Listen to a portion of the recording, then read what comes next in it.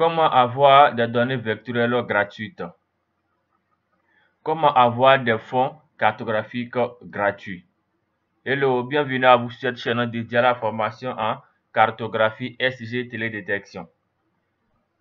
Pour cette vidéo, nous apprendrons ensemble à collecter des données de type raster ou de type vectoriel pour nos différentes cartes à partir de l'extension dénommée HCMGIS. Cette extension-ci nous permet d'avoir une base de données de type raster ici listé et d'en télécharger aussi de type vectoriel à partir de ces différentes options. Nous allons voir comment installer l'extension et comment l'utiliser. Si vous êtes nouveau sur la chaîne, n'hésitez pas à vous abonner, à liker le contenu et à le partager à vos proches. Nous allons passer par l'option ici extension. Veuillez à être connecté pour faire cela. Extension, installer, gérer les extensions. Ensuite, vous laisserez charger les extensions disponibles. Si vous êtes connecté, il ira un peu plus rapidement, compte tenu du fait qu'il marche sous connexion. Donc, nous aboutissons automatiquement à cette fenêtre qui liste l'ensemble des possibilités disponibles en termes d'extension sur QGIS. Le logiciel, il est libre, donc permanemment, il y a des extensions qui sont mises à jour, certaines sont créées, d'autres même supprimées. Donc, vous allez sélectionner d'abord toutes et ensuite vous taperez en recherche HCM et automatiquement vous allez pouvoir retrouver très facilement. Vous sélectionnerez et vous allez faire installer le plugin. Moi je l'ai déjà, donc il me demande de l'installer ou de le réinstaller à nouveau. Vous ferez simplement installer le plugin et vous allez fermer. Automatiquement il va s'incorporer ici à votre barre des menus. Vous pouvez vérifier ici les sous-menus. On a base map où on a la possibilité d'avoir des fonds de Google Maps ici et une base très enrichissante de possibilités de fonds que vous pourrez utiliser pour vos différentes cartes. Et on a ici l'Afrique au niveau de Google Maps qu'on pourrait zoomer au maximum pour avoir des détails très précis sur des zones. On peut bien voir le tracé routier, la délimitation entre les différentes entités administratives et autres. On peut bien voir. Et on peut aussi, toujours dans HCMGIS, ajouter d'autres types de fonds. Par exemple, le fonds Google Satellite, on pourrait l'ajouter. Autant de possibilités. On a ici un fonds Google Satellite. Autant de possibilités de données raster, de cartes de base que l'on pourrait ajouter à ce logiciel-là pour faciliter la manipulation cartographique. On pourrait ajouter encore d'autres types de fonds.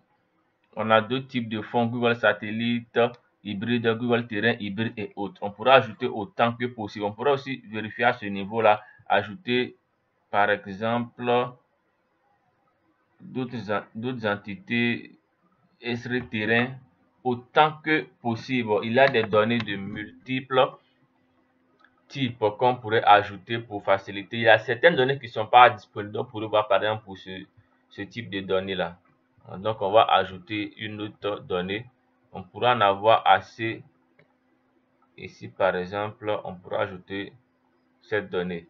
Donc, selon le type de carte à réaliser, selon vos besoins, vous sélectionnerez le fond cartographique qui s'allie réellement avec votre étude à réaliser. Simplement, vous allez modéliser très facilement vos différentes études de façon très professionnelle avec des bases de données qui sont d'une fiabilité sans pareil. On peut vérifier à partir d'ici un fond topographique d'Esri. Voilà, on a les différentes valeurs des points côtés qui sont listés là et toutes possibilités.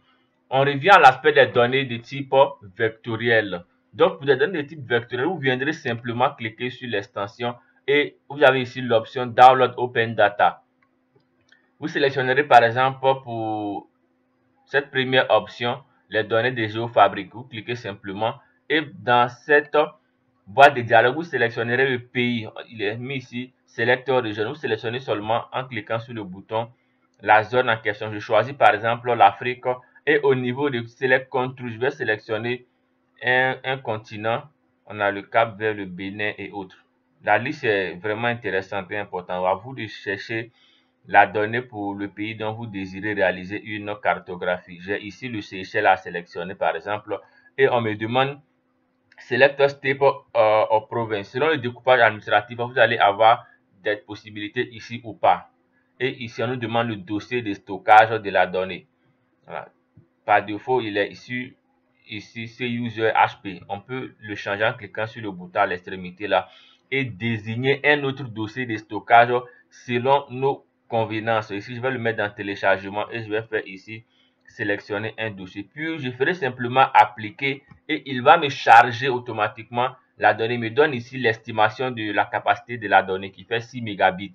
Si je fais 8, vous pourrez voir la donnée qui est actuellement en téléchargement. Et après téléchargement, vous aurez le dossier dans le dossier sélectionné pour le téléchargement et automatiquement vous pourrez l'ouvrir pour vos cartes de la zone de Seychelles en version ici compressée. On peut vérifier au niveau de je vérifie, j'ouvre le dossier de stockage et ensemble on va voir le fichier. Il est à ce niveau là dans le dossier téléchargement, il est là.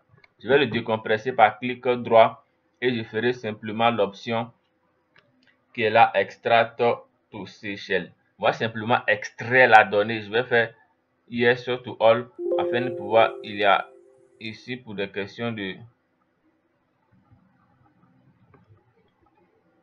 compatibilité, un décalage, mais on récupère le fichier quand même. Il est là.